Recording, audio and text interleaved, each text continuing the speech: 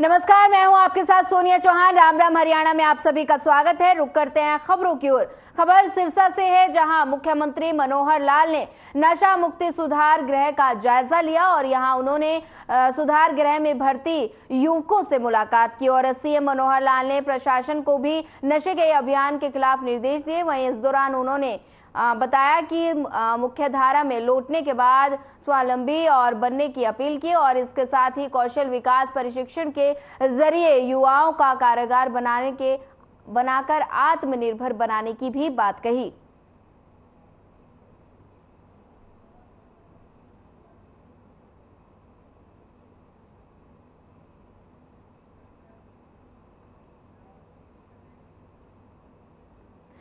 BJP के राष्ट्रीय सचिव ओपी धनखड़ का बयान सामने आया है। उन्होंने कहा कि हरियाणा की राजनीति जातिवाद पर नहीं चलती, राजनीति सांप सीढ़ी का खेल की तरह है। उन्होंने कहा कि बीजेपी की राजनीति का मुख्य आधार राष्ट्रवाद है। अगर कोई जातिवाद के नजरिए से व्यवस्था करता है तो व्यक्ति ने बीजेपी को विचारधारा को नहीं समझा। तो वहीं दूसरी तरफ कांग्रेस पर निशाना साधते हुए उन्होंने कहा कि कांग्रेस की राजनीति हमेशा विभाजन की रही है और कांग्रेस की राजनीति जातिवाद पर आधारित है।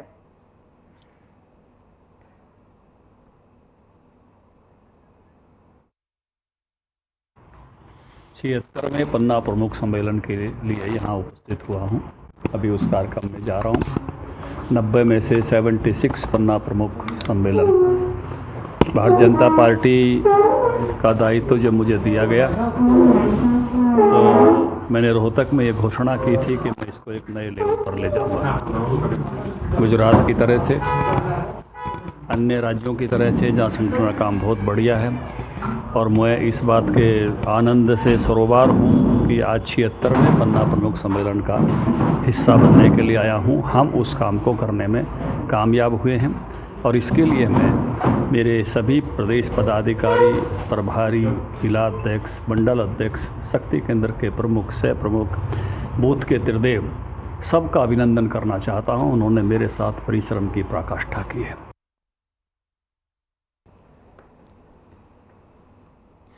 कुरुक्षेत्र से सांसद नायब सिंह सैनी को बीजेपी ने अपना प्रदेश अध्यक्ष बनाया है। एक तरफ जहां बीजेपी के नेता और कार्यकर्ता उनके लिए बधाई दे रहे हैं, तो वहीं दूसरी ओर विपक्षी पार्टी ने इस पर जमकर निशाना साधना शुरू कर दिया।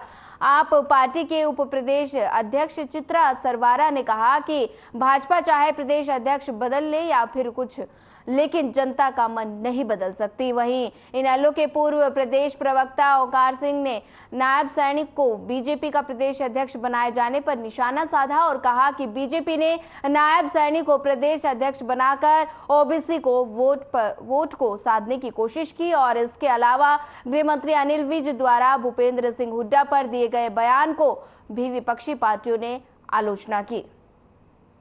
चुनाव आने वाला है सर के ऊपर और भाजपा किसी न किसी तरह के, मैं समझती हूँ, राजनीतिक प्लान के साथ ही इस तरह का कभी भी कदम उठाती है और ना केवल हरियाणा में चुनाव है बल्कि आसपास के प्रदेशों के अंदर भी चुनाव है। तो मैं समझती हूँ इसके अंदर कोई भी समीकरण जो भाजपा को सपोर्ट करता हो उसको इग्नोर नहीं करा गया होगा और हम यही कहेंगे कि नए प्रदेश अध्यक्ष को हम मुबारकबाद देते हैं, लेकिन हम भाजपा से यही कहना चाहेंगे कि आप चाहे प्रदेश अध्यक्ष बदल लें चाहे कुछ बदल लें, लेकिन अब आप जनता का मन नहीं बदल सकते, जो कि अब हम समझते हैं कि सेट हो चुका है। आगामी हर चुनाव में भाजपा को यह हार भी देखने मिलेगी। आगामी जितने भी प्रदेश आ रहे हैं इनमें, लोकसभा के अंदर भी और अगले साल हरियाणा में। देखिए, ये बयान बहुत निंदनीय है और मेरे को ये समझ नहीं आ रहा कि उन्होंने किस कैपेसिटी में ये बयान दिया है। क्या वो किसी जज हैं, किसी अदालत को कंट्रोल करते हैं, या किस स्थिति में वो कमरा तैयार करने की बात कर रहे हैं। बाकी ये तो विधि का विधान है, कुदरत को पता है किसका कमरा किसके लिए तैयार है। अब कई बार ऐसा भी होता है कि जो व्यक्ति दूसरे के लिए खड्डे खोदता है वही खड्डे उसके अपने काम भी आ जाते हैं। एक छोटा सा उदाहरण देना चाहूँगा मैं इसमें। जब श्री कृष्ण जी को का पता लग गया था कंस को, तो कंस ने कृष्ण जी की माताजी और पिताजी के लिए जेल तैयार कर दी थी, लेकिन उसको ये नहीं मालूम था कि कृष्ण जी ही पैदा होकर उसका संहार करेंगे। ये तो कौन किसके लिए कमरा तैयार करता है, ये तो कुदरत को पता। कालावाली क्षेत्र के गांव असार के पास भाखड़ा नहर में पुलिस को युवक और युवती का शव मिला। दोनों शवों को अपने कब्जे में लेकर पुलिस ने जांच शुरू कर दी, तो वहीं शवों की पहचान अभी फिलहाल नहीं हो पाई है। बता दें कि भाखड़ा बांध में एक युवक और युवती का शव मिलने का मामला सामने आया है। फिलहाल दोनों शवों की पहचान नहीं हो पाई है और पुलिस शव को कब्जे में लेकर आगे की कार्रवाई में जुट गई है।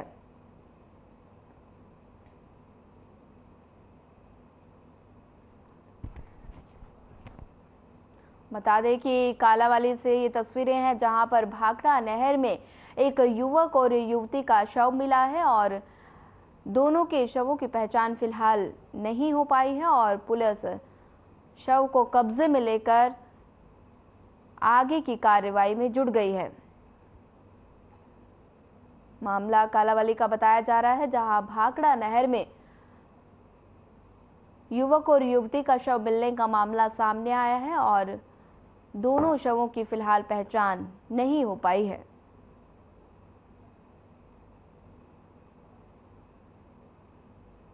पुलिस मामले की जांच में जुट गई है। कालावाली से ये तस्वीरें हैं जहां पर युवक और युवती का शव मिलने का मामला सामने आया है। कालावाली क्षेत्र के गांव असीर के पास भाखड़ा नहर में पुलिस को युवक और युवती का शव मिला। दोनों शवों को अपने कब्जे में लेकर पुलिस ने जांच शुरू कर दी। वहीं फिलहाल शवों की पहचान नहीं हो पाई है। तस्वीरों में आप देख सकते हैं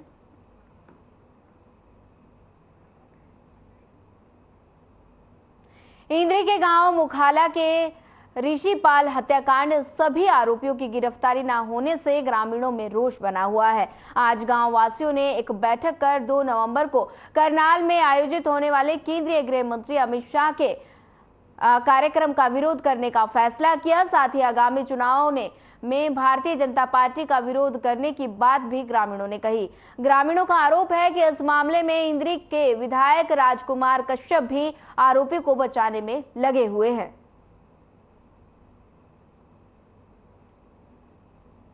ओमवीर, सरपंच गांव मखाड़ा। भाई हमारे गांव में ऋषिपाल हत्याकांड हुआ जिसमें पुलिस हाथ पे हाथ धर के बैठी है। हमें बहुत खेद है भाई, हमारा भाई हमारे बीच नहीं रहा। ऐसी निर्मम हत्या हमारे भाई की हुई जिसको रस्सियों से बांधकर और गला काट के मारा गया और नहर में लावारिस की तरह फेंक दिया गया, जो कि बहुत गलत है। हम इसकी निंदा करते हैं और उस पुलिस प्रशासन से बिल्कुल भी सेटिस्फाइड नहीं है।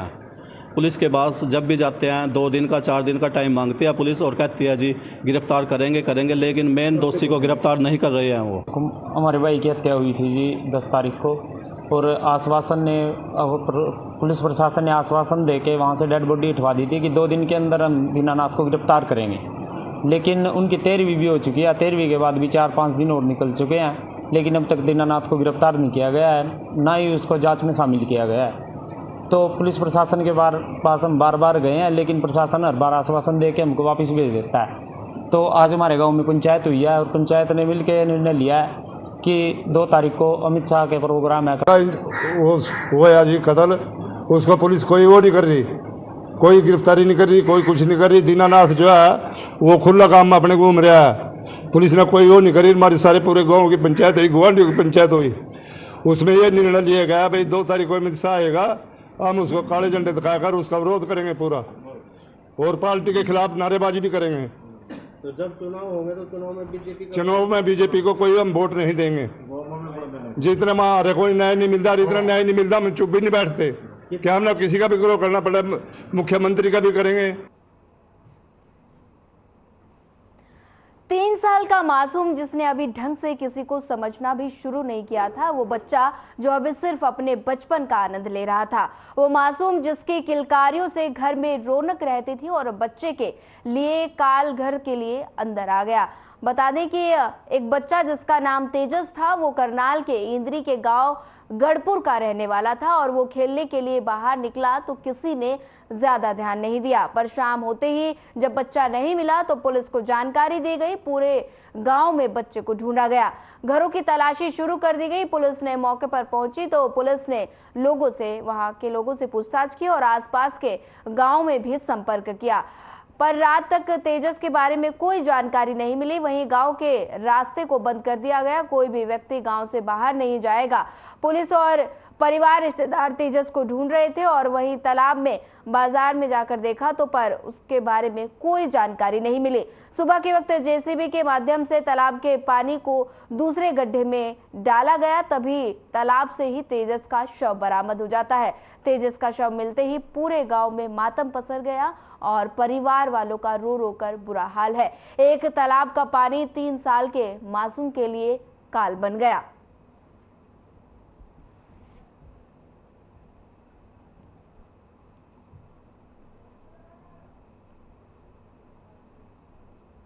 जी, पानी की निकासी यहाँ से नदी में हो रही है। जी जी जी ये एक रंजिश है भी, गांव के बीच में जोड़ रहना चाहिए, रहना नहीं चाहिए जोड़ ये। जी हम इसको इतना संस्कार नहीं करेंगे, इसका इतना ये जोड़ का हल नहीं होगा कुछ भी। जी जी जी बिल्कुल। हमारी प्रशासन से ही अपील है कि जोड़ यहाँ से बंद होना चाहिए। बिल्कुल बीडीपीओ या डीसी के माध्यम से कहना चाहेंगे कि हम इसको रोड पे ले जाएंगे, हाईवे पे हाईवे जाम करेंगे। हम अभी यहाँ जोड़ की नहीं कहेंगे, जोड़ यहाँ बंद करेंगे तो हम इसको संस्कार करेंगे नहीं बिल्कुल भी इसका।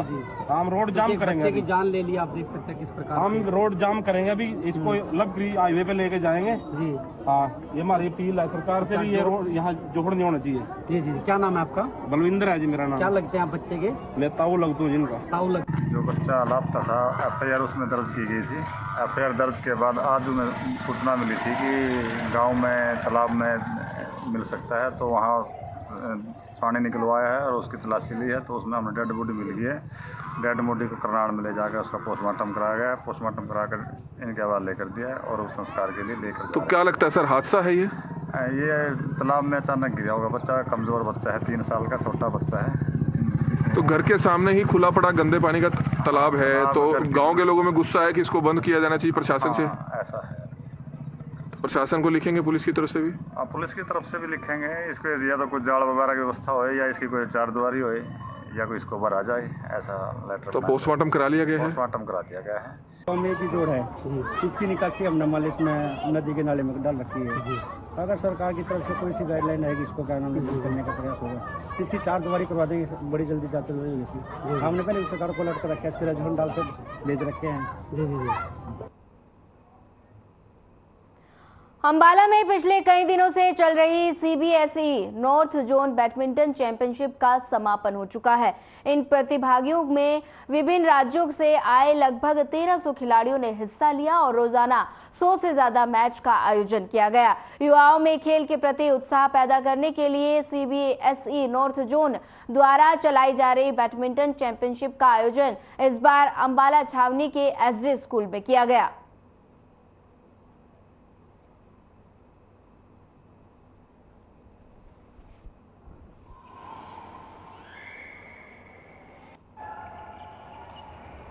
हमारा ये टूर्नामेंट जो CBSE का टूर्नामेंट है, नॉर्थ जोन 2 बैडमिंटन टूर्नामेंट, ये 24 से 29 तक अक्टूबर के बीच में हुआ और 25 को इसका जो ओपनिंग थी वो हुई। उसके बाद कंटिन्यू मैच चलते रहे। 275 टीमों ने इसमें पार्टिसिपेट किया, जिसमें जम्मू एंड कश्मीर की टीम है, पंजाब की टीम है, हिमाचल की टीम है और आपके चंडीगढ़ की टीम है, पूरा हरियाणा की टीम है, ऐसी पंचकुला है, पंचकुला रीजन है, इनकी टीमें हैं और under 14, under 17, under 19 girls boys की टीम्स हैं। बता दें कि 1300 खिलाड़ियों ने चैंपियनशिप में हिस्सा लिया। नॉर्थ जोन बैडमिंटन चैंपियनशिप का समापन समारोह हुआ।